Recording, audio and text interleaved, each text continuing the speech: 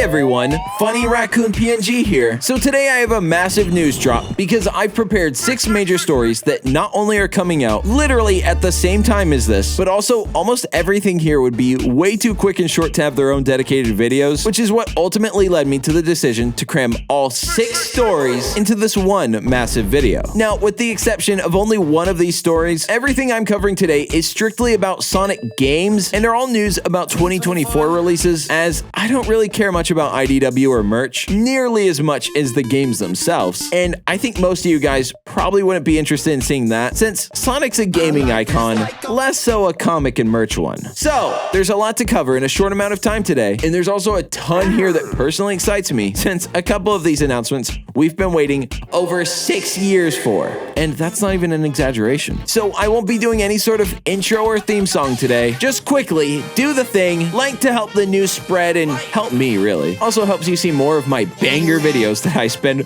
way too much time on. That's right, I'm based, I'm one of the good ones, so we need this to not flop, okay? It's a group effort. Also double check your subs because YouTube still be randomly unsubbing still. It's worth checking. And that's all for the shilling. So now, the first story to cover is Sega going back on something they were very insistent they would not do, but not in a bad way. This is a story I even predicted a few months back, and I am now very pleased to be able to confirm. And that first story relates to the recent data mine that came out from an update of Sonic Superstars showing there will be a skin to make Sonic have Shadow's player model. And no, this isn't going to be Sonic in a Shadow costume, but rather the based edgelord himself. We'll go into that part in a second, but I also want to make it clear, this is not a 6 distinct new playable character. The reason being that adding different abilities and such would fundamentally change the entire game's balancing and would be a ton of effort for Sega to go back and tweak so it doesn't ruin the co-op multiplayer or really anything else. Now that said, there will be some changes that are more significant than a simple model swap, such as Shadow is seemingly going to come with his own iconic rollerblading animation too, something that's key for the character. Now, to do this actually is an easy change, because since he is perfectly parallel to Sonic and historically has almost always played the exact same way as him, to just swap out Sonic's model and animations is such an easy move for Sega to do, especially with how strong the fan feedback was about it. I've even seen gaming journalists write articles about him not being included. It's actually astounding they didn't do something like this sooner. I understand it doesn't make a ton of sense for continuity or the lore of the game, but it's just a little cosmetic item. Am I really supposed to pretend like the Lego Sonic makes any sense in the Sonic lore either? I used to be bricked up watching that shit. It's just a silly little cosmetic change, and they also already did this with Modern Amy. Granted, they just gave her the outfit and didn't change the hair at all, but nevertheless a very similar situation since her having the modern outfit doesn't really make sense in the lore either. It's almost like the lore in Sonic Superstars isn't good? What? Now, what's a more interesting aspect of this story is this is the very first time a quote-unquote classic Shadow has ever been shown, and that's despite him obviously never appearing in any classic games since Sonic Adventure 2 was his origins. What I particularly want from this is it hopefully opens the door for more cosmetics in the game, and here's to hoping this is unlockable in the actual game itself, so you have more reason to play and acquire the in-game currency that's there. Now, the reason I say that is because a part of me has a really icky feeling that Sega is planning to charge real-world money for this, and that's going to be the only way to unlock Shadow. Now, of course, that part obviously isn't confirmed, since this is just a data mine showing he does have files in the game system, but we don't have anything concrete to base off whether it will be using real-life money or not, so it's still just a thought that you should keep in mind before bubbling up with too much excitement over this. Now, the last part of this first story I quickly want to address before we move on to bigger things is the massive amounts of people suggesting this will be the same cosmetic system as Forces, where you're just the character underneath wearing a costume. One thing that is very clear to me is that if you used any of Superstar's Lego cosmetics, you know that there's a lot more here that they can do than what they did in Forces. With Superstars, there's a lot more freedom in player change, but in Forces, they wanted to make it very clear that all cosmetics were just the avatar character, but wearing a different outfit. And I understand Sonic Team was delulu enough to think that using the actual characters would make it less serious, while at the same time thinking the avatar dressed head to toe as a character like Joker from Persona 5. Well, that wouldn't take me out of the immersion at all. Now, we all know that not only were the Avatar stages generally seen unfavorably by fans, but I personally think they should have just taken the risk and committed to the bit by making entirely other player models available. I know fans would certainly appreciate playing as the actual II or Joker from Monkey Ball and Persona, rather than the avatar wearing their outfits. I also understand how that would be hard with their size and scale, obviously being very different from the avatars. And sure, it might have seemed a little silly, but hey, so was the avatar. But that was silly and lame. So I do think the actual player models, despite not making any lore sense, still would have been preferable to the cheap cosplays of the characters we like, which again,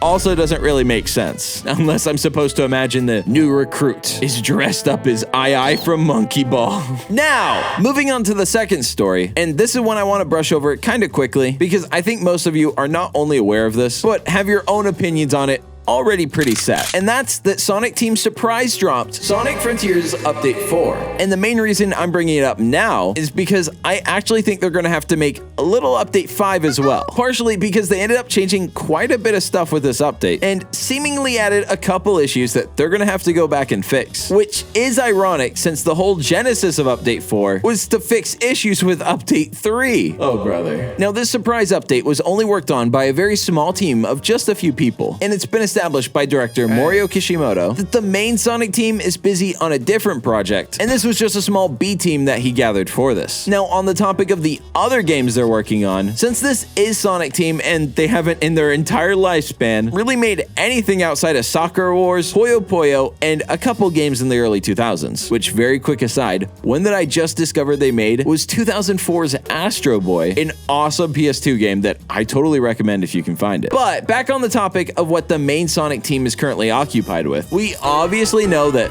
let's be real, it's gonna be a Sonic game, but which one is where it gets pretty interesting? There's three possibilities, and those are the next mainline open zone game, a remake of an older title, or a new smaller scale traditional format game, which I just got some big info on that I want to cover later. But on the topic of this update, one issue it supposedly added that I'm seeing a massive amount of people talking about is with Knuckles' glide in particular. Now supposedly if you start to glide, but don't press the stick in any direction, Knuckles kind of leans to a seemingly random direction. But from what I'm seeing in the footage I'm looking at, for most people, it seems to be the same direction every time. I'm also seeing the issue is most prevalent on the Switch. The damage these characters do now is genuinely ridiculous.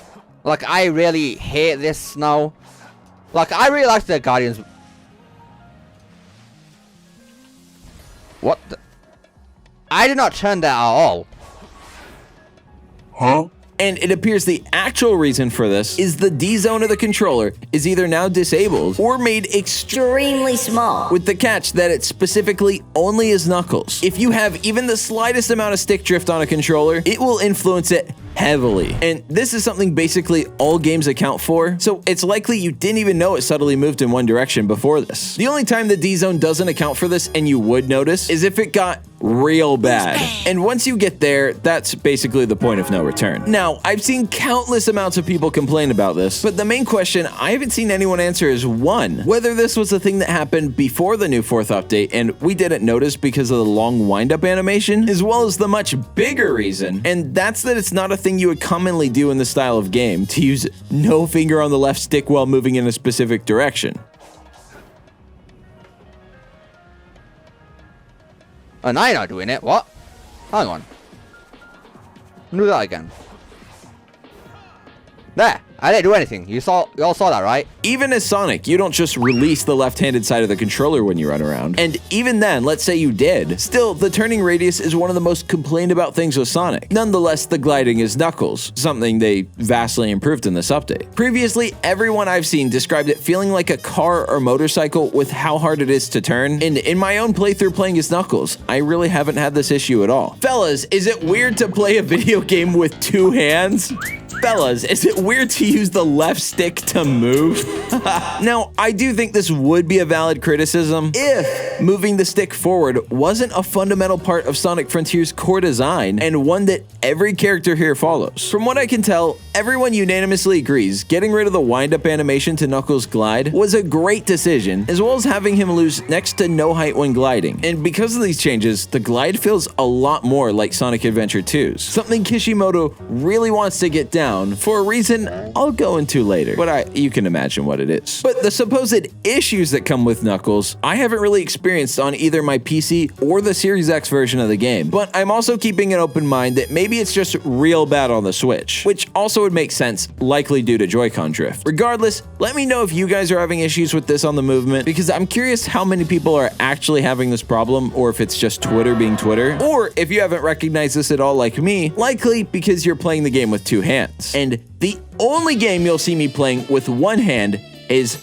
Atomic Heart, if you catch my drift. Now, the last part of the story I want to cover before moving on to fresher stuff is they also have debatably fixed the insane difficulty spikes, and I say debatably because a lot of people think they made it too easy, and the same people who complained it was too hard have now 180'd and reversed course entirely. Now, I disagree with this on almost every level because I and a majority of all my creator friends were stuck forever on the second Coco trial. Nonetheless, the boss rush, which was so rough that I know people who stopped playing there and haven't returned until this update. So, leveling those out to be a similar difficulty to the other Coco trials, making it feel at least somewhat fair, is a very welcome change, at least in my books. So much so that I feel like I can actually recommend going back and beating the third update for people who were on the fence about reinstalling and going back to Frontiers. I have a lot of friends that were considering downloading it, but after everyone was talking about how hard Update 3 was, they're like, I'll pass. And to those people, now's the perfect time to get into it. But now, on to the third of 6 stories I have today, and this is a real quick one. And on a literal level too, because there's only one small caveat about this story that I personally want to report and touch on, solely because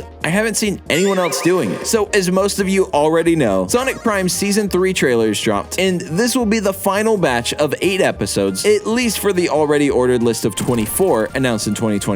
Granted, depending on the conclusion, this might be the actual end of Sonic Prime. And it's bittersweet because as I say that, I hear half of you applauding, cheering that it's over, and the other half of you heartbroken and mourning the loss of your Sonic Prime. Now, this finale is going to be the big showdown between the forces of good and evil, with Ninetales having taken the spot as the main antagonist of the series. The only real thing to note here is that since this is the big conclusion, and Netflix does have the rights to literally every 90s Sonic cartoon, we might actually see Sally Acorn or some of the other legacy characters from that time make a cameo or have an episode where they go back into a different Shadowverse. And the Shadowverse they go into is like the 90s cartoon in an alternate world. I think that would be cool, but I also want to temper expectations. I know I'm a heartbreaker. I have to note, there still is no confirmation that something like this will happen, but with all of the rights in order, the only way I could see this not happening is if Netflix wants the show to not reference any material that they don't own permanently and exclusive rights to. And this wouldn't be the first time Netflix has done that. They did that with the awful movie Spy Kids Armageddon, where it's not actually connected to anything else or any other movies. And that's a movie that me,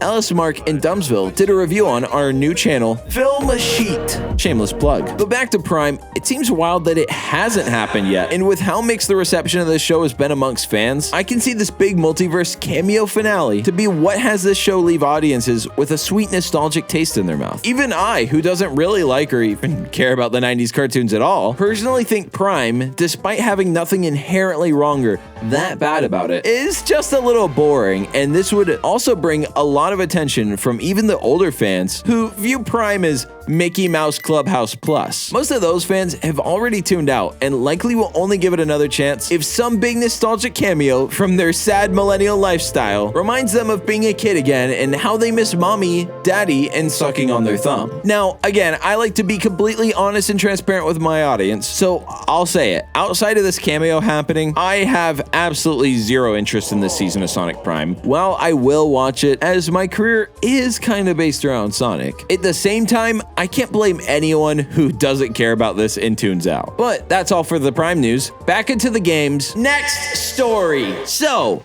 the fourth of 6 stories I have to cover is another quick one, but one that excites me a lot for what Sega's cooking up, especially after the Game Awards where Sega showed off 5 other revamped IP they're working on, as well as double confirming, is that a phrase? I think I made that up, but confirming again an old leak we got about Jet Set Radio and some other titles. So to get into this, it's been recently discovered that Sega's filed some trademarks on a big chunk of their legacy IPs, meaning possible remakes or expansions, reboots, whatever you want to call them. Some of of their biggest and even a few forgotten franchises. According to the media outlet Komatsu, the trademarks that they renewed and filed are for Alex Kidd, Afterburner, a franchise that I only discovered a couple weeks ago. It's really cool. Crazy Taxi, House of the Dead, Outrun, Shinobi, Streets of Rage, and the surprise one, Super Monkey Ball. Now, it's possible and almost certain that the vast majority, if not all of these games, are going to be new reboots or spiritual successors, but it's not clear if they're going to have different names than their original or just go with the name of the franchise itself. I mean, if Call of Duty can do it with Modern Warfare 3 separate times, then I think it's been long enough for almost all of these to get the reboot title treatment. The most odd and interesting one on the list is Alex Kidd, as it actually had a pretty recent game from 2021 that Sega worked specifically with partners to not publish or develop in any way whatsoever. And while it was reviewed very well, it also doesn't seem like it sold super well. Regardless, maybe the positive reception and reviews were enough to give Sega hope for it under their own management, as well as properly marketing and promoting it. In fact, with all of the games here, we really don't know which ones they're developing or which ones they're outsourcing. With over 5 confirmed titles as is, it does seem a little crazy that they're developing them all, I guess, but they're also one of the biggest publishers out there, so who knows? One important thing to keep in mind is we likely, or even almost certainly, won't be seeing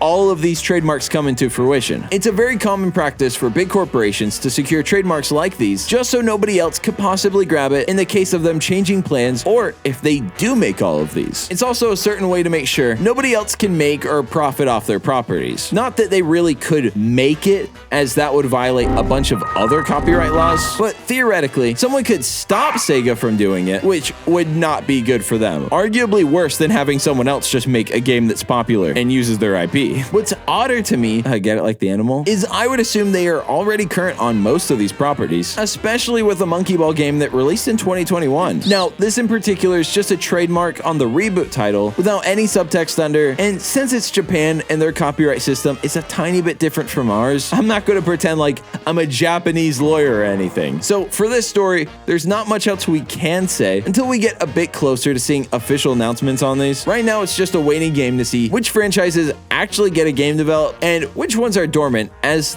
they are reviving some pretty obscure stuff with Shinobi and Golden Axe. Maybe even if you've heard the name Golden Axe, let's not pretend like that's a popular game. And lastly on the trademarks, I want to mention quickly, because I've seen some people use these trademarks to try to tear down the adventure remakes, but at the same time, I haven't seen anyone mention the very obvious detail that Sega's consistently maintained the trademarks and rights of those games fully and actively, which, since it's not a reboot and would be a remake, wouldn't change anything. And this is something that's backed up and indicated by the 6th story at the end of the video we'll cover. But just so it's clear now, this list of legacy IP they trademarked in no way debunks the adventure stuff, and it amazes me how many people are repeating this without any idea of how trademarks work. Not even just Japanese trademarks, no knowledge of any trademarks. Bros be like, what's a copyright? Now, for the second to last story, this is a big one. And not regular big, but quite literally, this has been by far one of, if not the most requested thing in our entire fan base, as well as the thing we've waited over 6 years for. And it's also not all positives. But this is the announcement that Sonic Mania will be coming to Netflix games in the beginning of 2024 and will be available on all mobile titles, so right around the corner. Now, Netflix is in an effort to make their own mobile game service that comes with your Netflix subscription, and they're trying to directly compete with Apple Arcade, Amazon, and a couple others that have done this model. Ever since the announcement of Sonic Mania being made by Whitehead's team, who not only pioneered the retro engine, but even directly worked on the mobile ports for Sonic 1, 2, and CD. Sonic Mania being on mobile has been a long time request from fans, and even until just a couple months ago, long before any sort of announcement like this, it was still one of the most searched for and viewed Sonic games, and on the top of YouTube tags always you're gonna see Sonic Mania Android. It's just what the people want. So with how popular and beloved Mania is, this will certainly cause a ton of people to flock to their subscription service, which, as many of us who just used the free trial of Apple Arcade, if Dream Team doesn't add any additional content, people are probably gonna go flock and pick this up. That, or people will just find a way around Netflix's DRM system, and will just rip the APK file and post it online. Something I don't condone, because downloading random APKs is quite literally the fastest way to compromise every bit of security you have in your phone. But if you or someone you know already has Netflix, even if you don't share the account to watch streaming, you'll still be able to play Sonic Mania on your phone for free. So now's the time to start panic texting your aunt saying,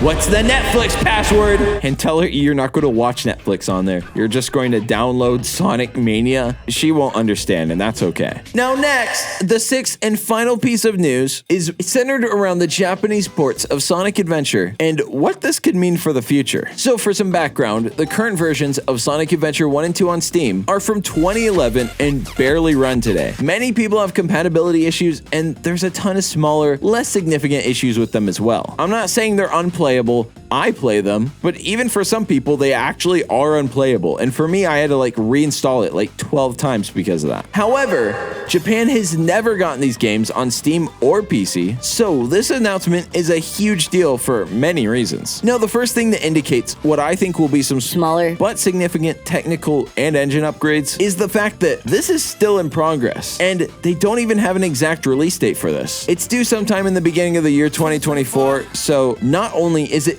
very close and right on the horizon, but also if it were just a language patch, this could have been a shadow drop and a really popular one, since there would be no other modifications needed for that. And even if they didn't do that, at the very least, an exact release date. That way the consumers, know to buy the game. It's the fact that it's still being worked on currently, and apparently has been for a while, that indicates we're likely going to be getting a lot more upgrades than just the Japanese language text and audio files. Even DirectX changes, which there have been many since 2011, will make a really big difference in performance. Every port of the quote-unquote HD versions are all from that exact same time around then, and even between all the console versions, there's some subtle differences. So with its 2024 release being 13 years separated from these ports, I assume we will see some graphical and texture upgrades, and hopefully they fix the small things that the Dreamcast version has that have been missing since the GameCube, never to get fixed or added ever again. And again, I like to keep it real. I don't think they have any interest in going back and perfectly recreating the Dreamcast visuals. However, since those are the quote HD ports, it would totally make sense to have some modern updates and improvements rather than them trying to go look to the past. Now again, the most likely changes are technical and even lighting differences, something that is subtle but can completely change the way a game looks for the better. Even if it is just a Japanese language port, it would make no sense that it only took them this long to do it. What were you doing for the past 13 years? That and the fact that it's still being worked on with no current release date. Now, all of it makes me think there will be at least some changes, and once it's out, I know every data miner across the lands will be scavenging through it. Wow. So we'll definitely find out pretty quickly. If there are changes, it will be really ironic because for over a decade now, the Japanese audience has been playing a ripped version of ours with custom patches for text and audio swaps. However, now it seems we're going to be doing exactly that, using mods and audio swaps to make it into English. This re-release also makes sense just to have these versions more accessible, especially in Japan,